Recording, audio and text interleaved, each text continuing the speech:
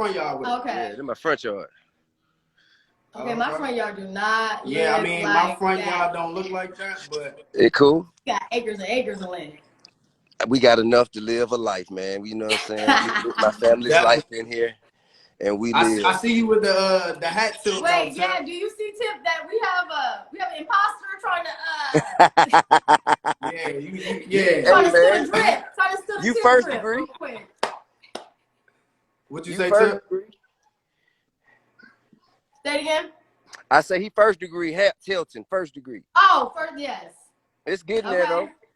Nah, What's up? We gotta pay homage because even though it's the shade room, it's no shade from us at all. We literally we love you, Tip. We appreciate everything that you've been doing musically, for the community, all that. So we can't wait for you to, chop it up with us real quick. You stepping into the shade room, so let's get it.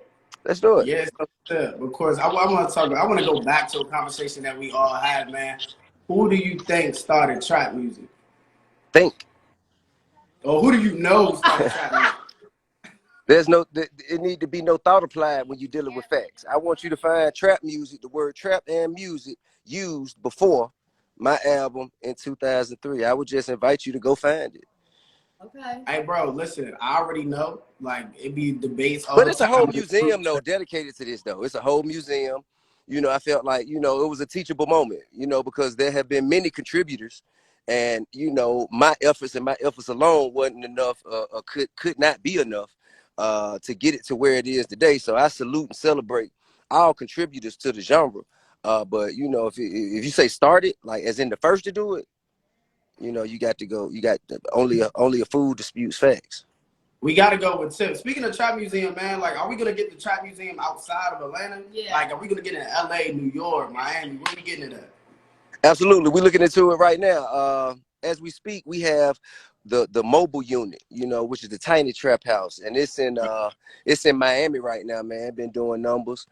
Shout out to Trick, Trina, and everybody else, man, who done came and celebrated and, turned up with us down there. But we are presently in the process of partnering in other states and other regions, man, so we can celebrate, regional artists that have made an impact throughout the genre and the entire country.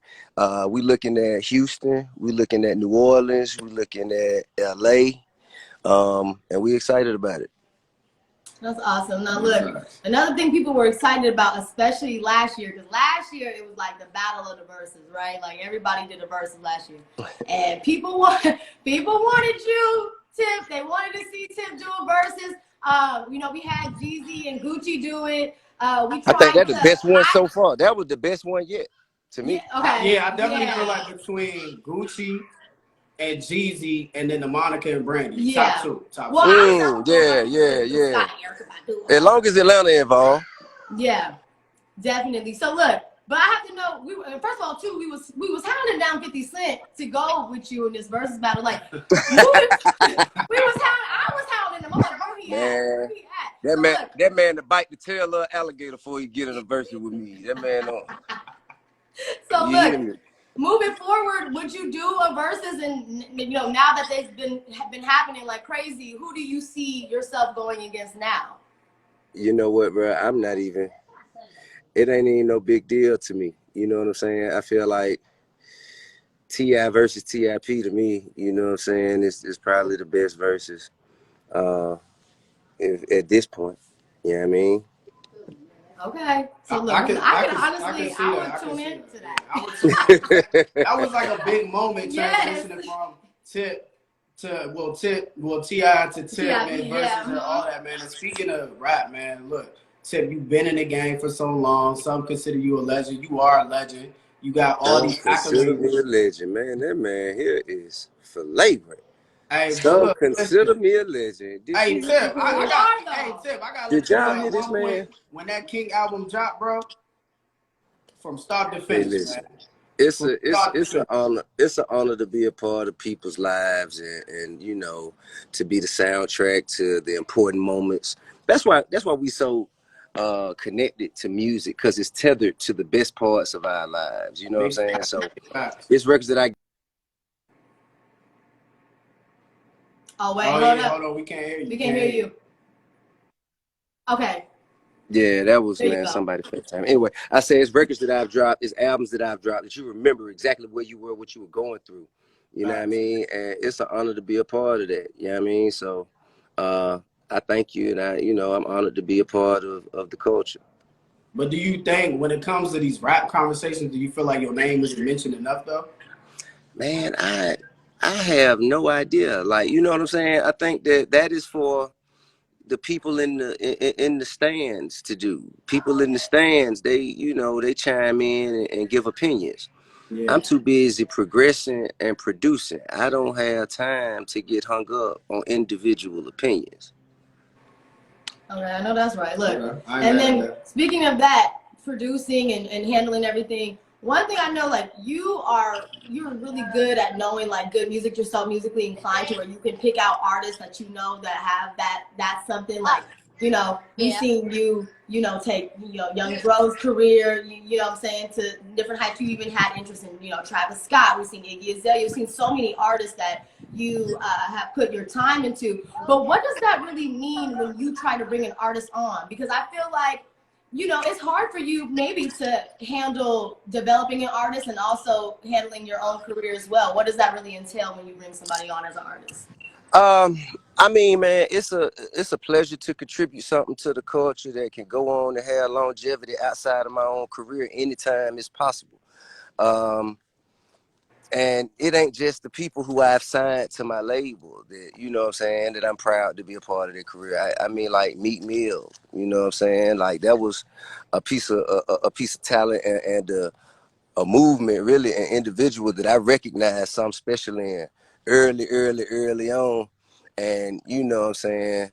That to me is just as important, is just as much of an honor to be able to kind of single that talent out and identify early on. You know, that's just as much of an honor as having him on Grand Hustle. I think the relationships are a commodity, you know what I'm saying? So all of the relationships that we've built, the brands that we've built, the careers that we've had an opportunity to be a part of, it's led us right here to this moment so we could do it again for more people throughout more generations.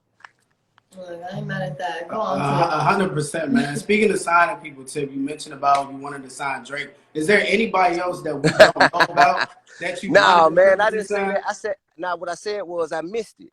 You know what I'm Nah, saying? yeah, that's what I'm saying. So is there anybody? Yeah, I mean, I didn't get it. You know what I'm saying? I didn't get it.